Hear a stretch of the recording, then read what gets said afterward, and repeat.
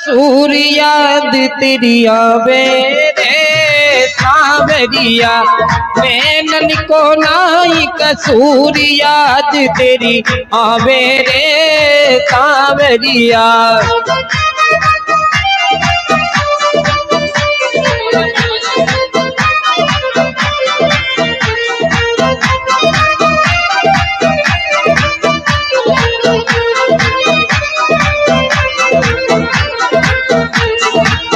अरे नैनन को ओ अखियन को नाई कसूर याद तेरी आवे रे सांवरिया, नैनन को नाई कसूर याद तेरी आवे रे सांवरिया।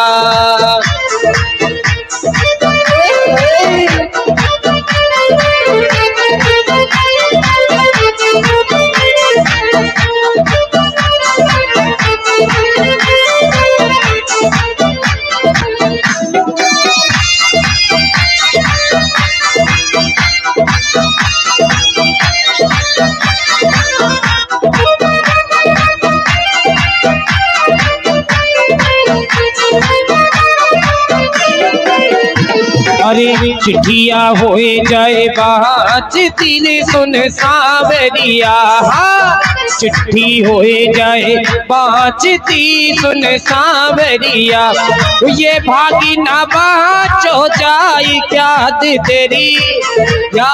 तेरी आवे रे सांवरिया, नैनन को नाई कसूर याद तेरी आवे रे सांवरिया।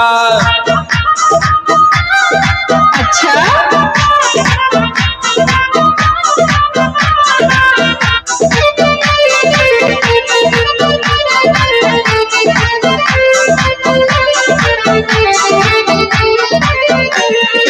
ओहो बंसी वाले से मुरली वाले से लगैले दो नैना, या दुनिया में कछु है ना। वो मुरली वाले से वो कनुआ प्यारे से वो मोहन प्यारे से लगैले दो नैना, या दुनिया में कछु है ना।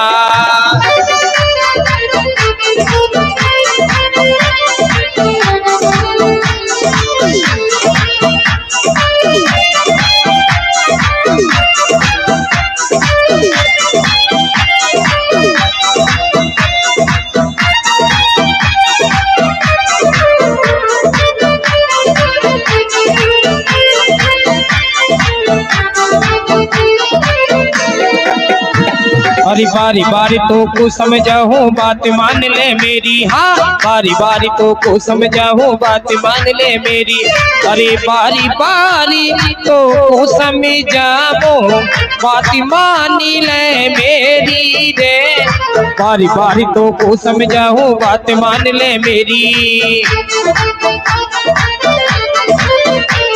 अरे अंत समय तेरे ऐसो आवे है जाए मरघट डेरी, अंत समय तेरे ऐसो आवे है जाए मरघट डेरी। तेरी नैया तेरी नैया पानी लगेगा, या दुनिया में कछु है ना।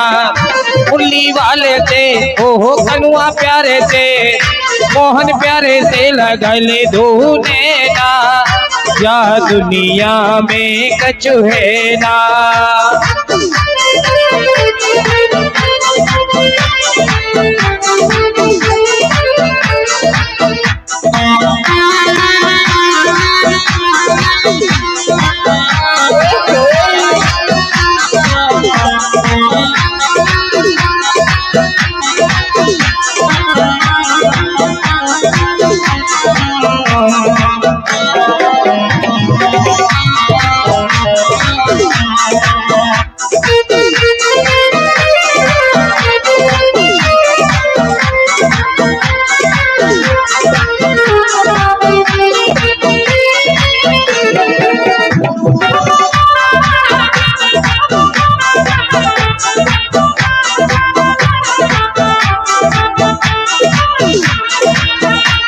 अरे वादा करके आयो तू वादा क्यों क्यों भूलो, ओ वादा करके आयो बंदे वादा क्यों क्यों भूलो।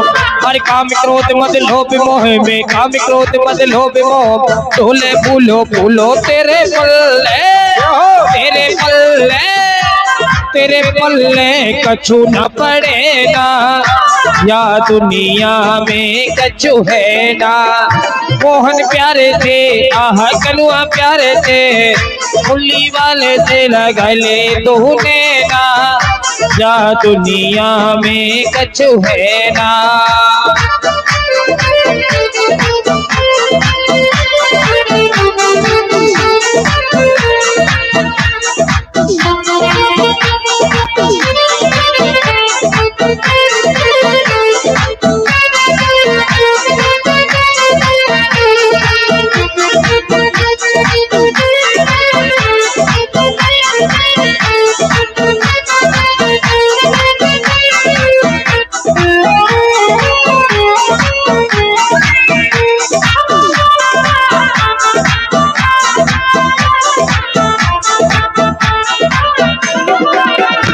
और लग 84 भोग भोग के ये नरियो नहीं पाई, ओ लग 84 भोग भोग के ये नरियो नहीं पाई। और बिना भजन के, ओ बिना भजन के, ओ बिना भजन के बंदे तूने जिंदगी यूं ही गवाई। तेरे अभी तो तेरी अभी तो काली गले ना, या दुनिया में कछु है ना।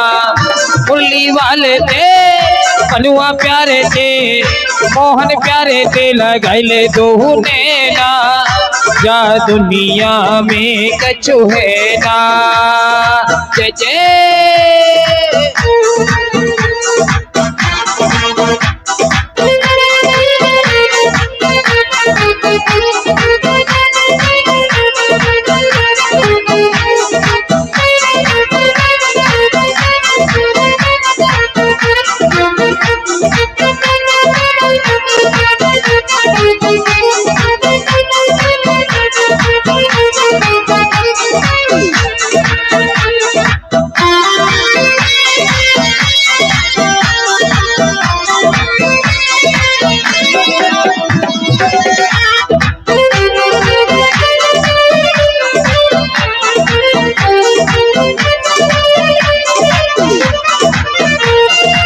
भगति बुलावे रे साबिना, भगति बुलावे रे,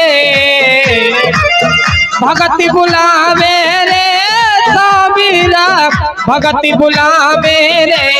ओ आजा आजा रे सबरिया, तेरा भगति बुलावे रे।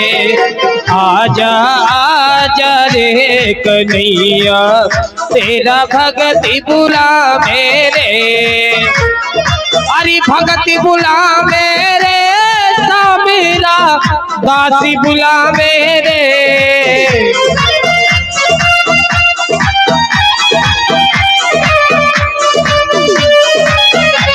ओ आजा आजा रे कन्हैया, तेरा भगति बुलावे रे। ओ आजा आजा रे सबरिया, तेरा भगति बुलावे रे।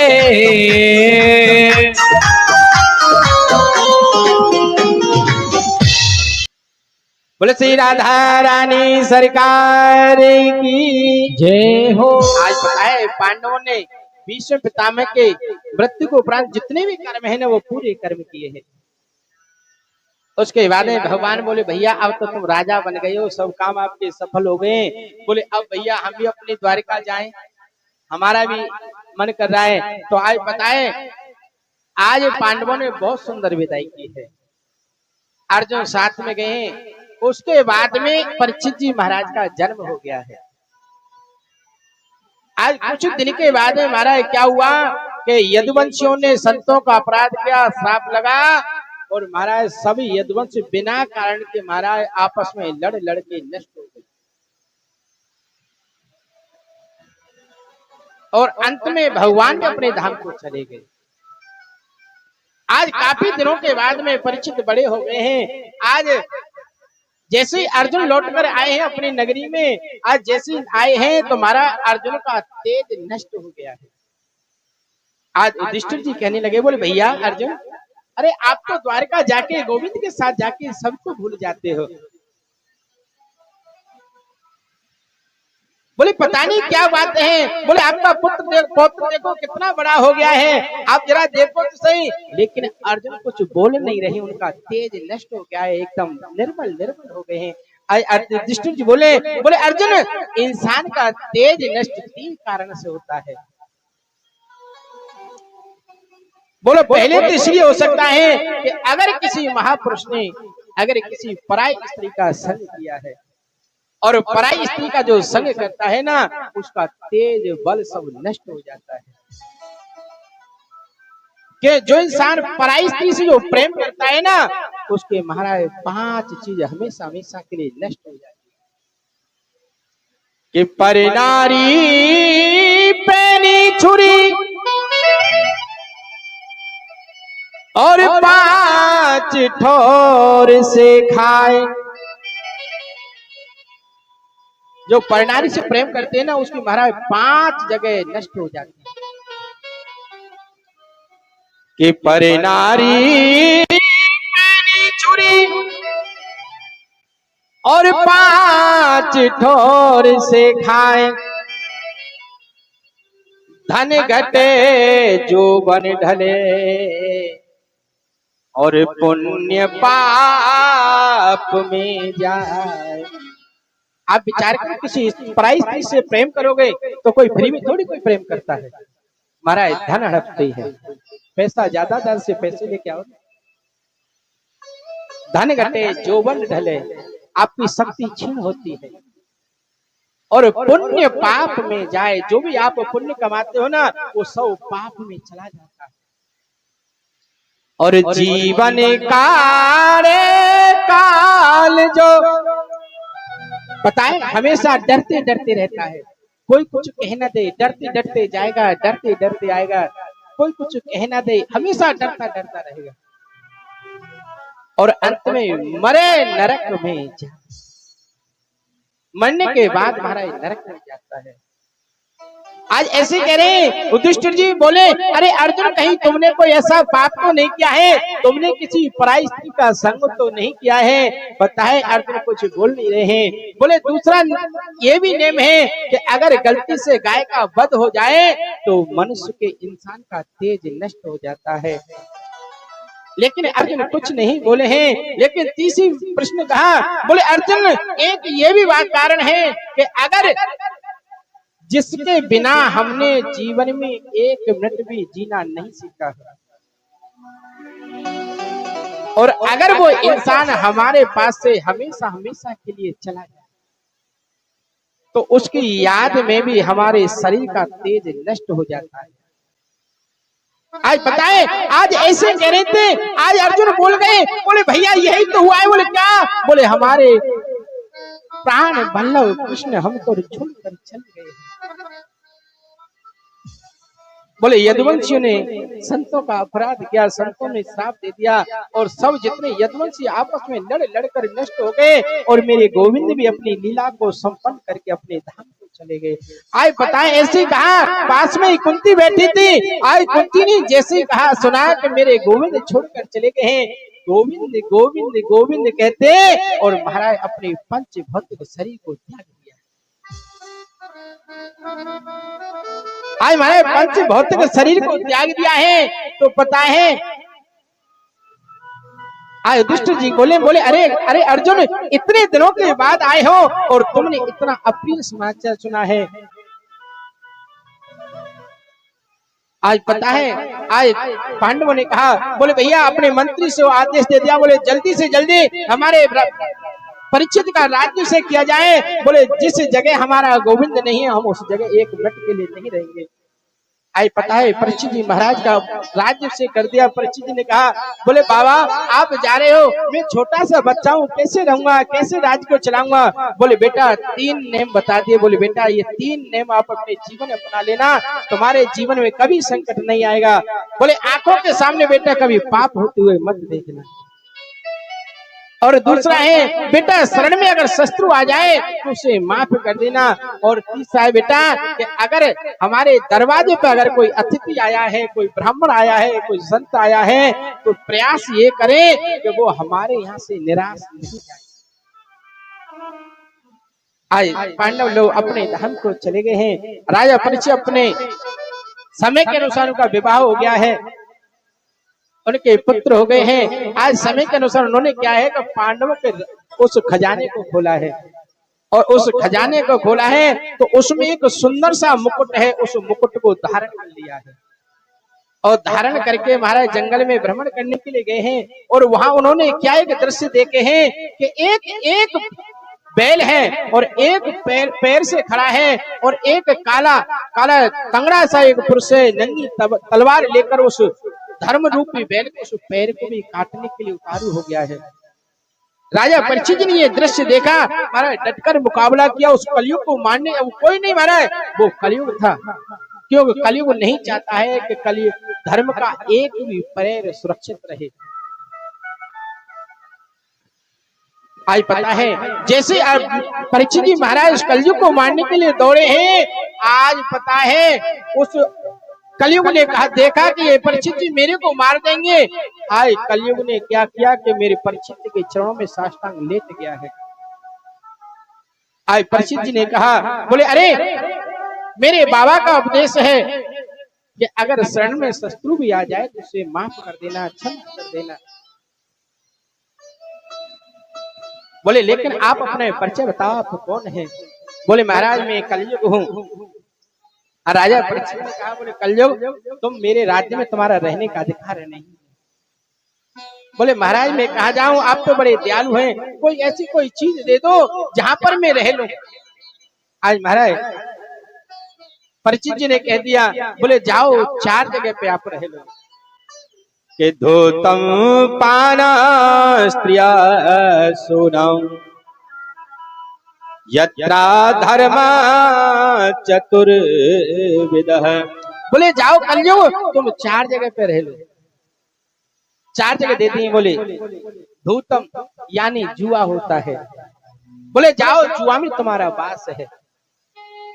पानम मदरापान, बोले जाओ दारू में तुम्हारा वास है।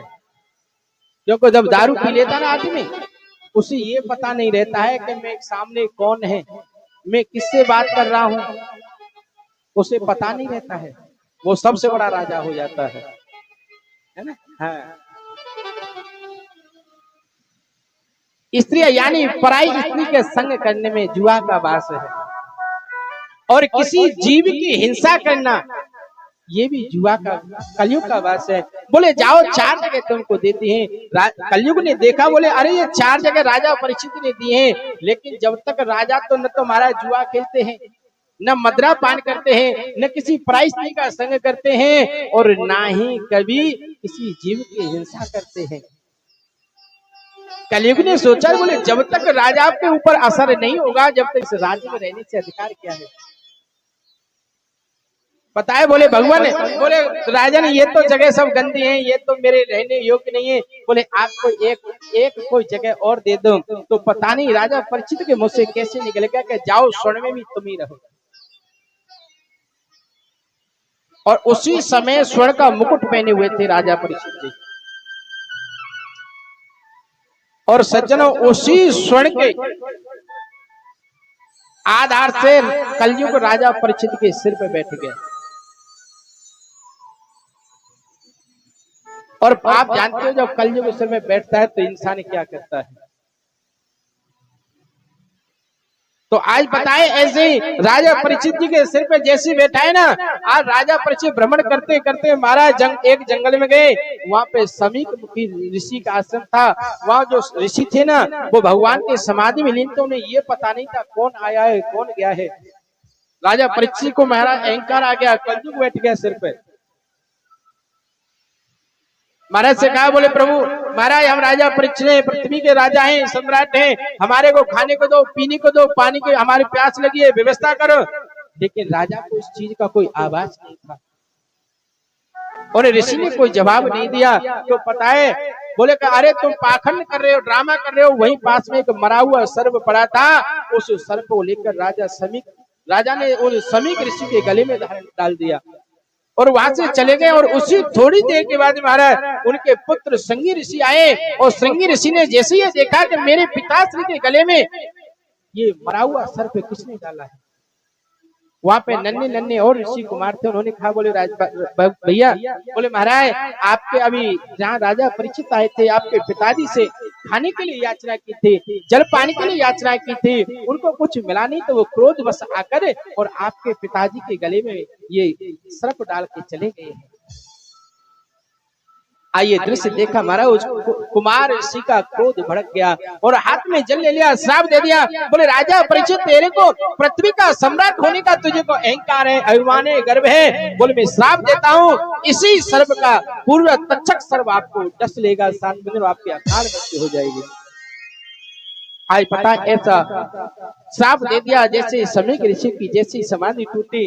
बोले बेटा क्या है, कैसे उदास हो रहे हो, कैसे रो रहे हो? बोले पिताजी आपका बहुत बड़ा अपमान किया है राजा परीक्षित ने। बोले लेकिन आज मैंने उसको एक ऐसा दंड दिया है कि आज के बाद वो कभी भी ऐसी गलती नहीं करेगा। बोले बेटा तुमने क्या किया है?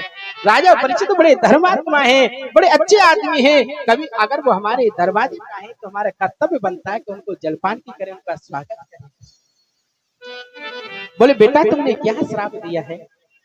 बोले पिताजी मैंने श्राप दिया है कि आज के ठीक 7वें दिन इसी सर्प का जो पूर्व सर्प है तक्षक नाम का आएगा और वो उसको डस लेगा, उसकी अकाल मृत्यु हो जाएगी।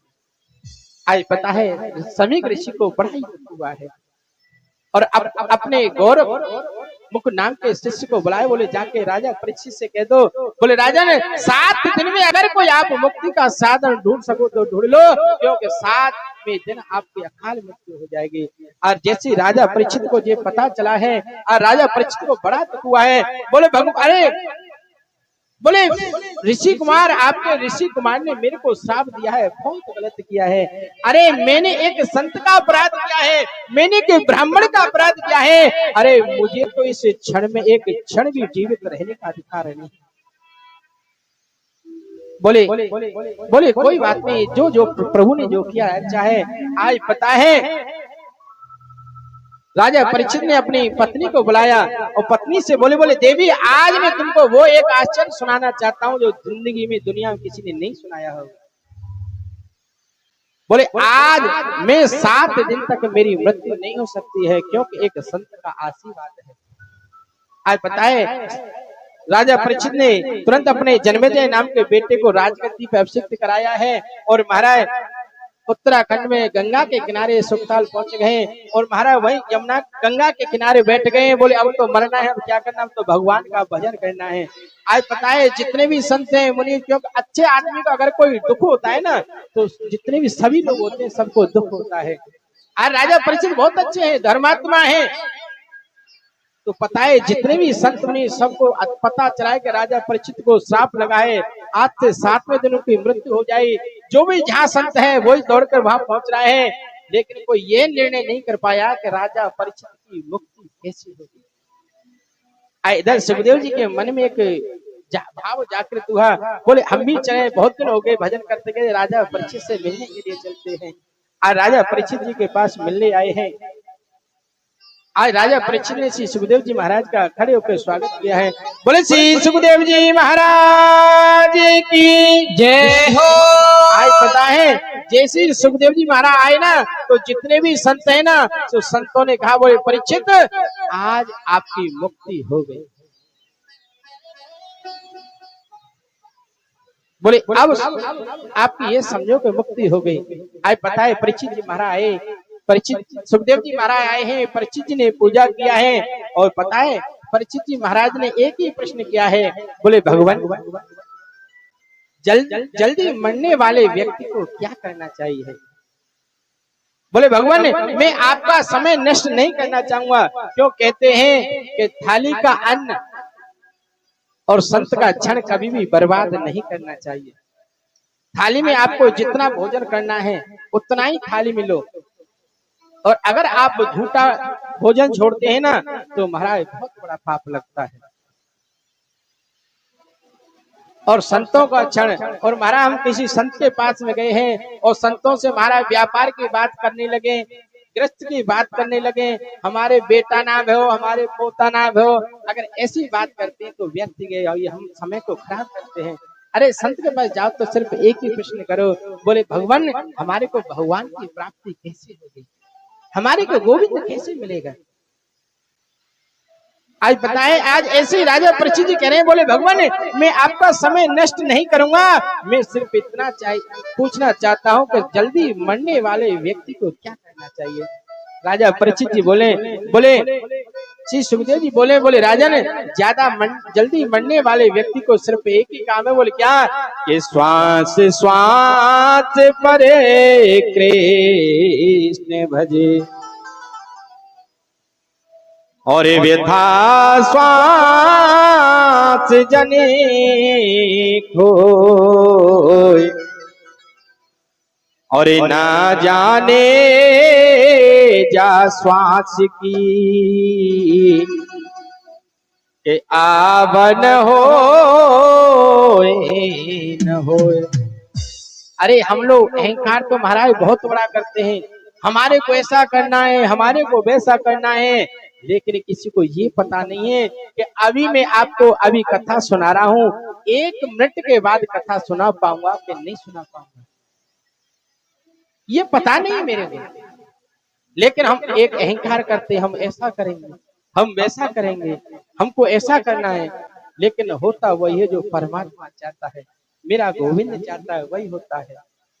आज ऐसे ही राजा सुखदेव जी कहते हैं, बोले राजा ने श्वास श्वास पर कृष्ण भजो, पता नहीं ये श्वास आज है अंदर गई है, लौट कर वापस आएगी कि नहीं आएगी कोई पता नहीं, आज पता है।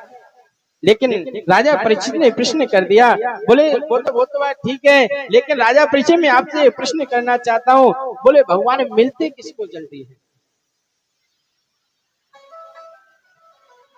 आए परीक्षित जी कह रहे, बोले महाराज उनको मिलते होंगे जो 4 बजे नहाते होंगे सुबह। श्री सुखदेव जी बोले राजा ने जिन भगवान कौल भीलों को भगवान श्री राम ने अपने गले से लगाया, वो तो महाराज ठंड के महीने कभी नहाते ही नहीं थे। बोलो राधे राधे।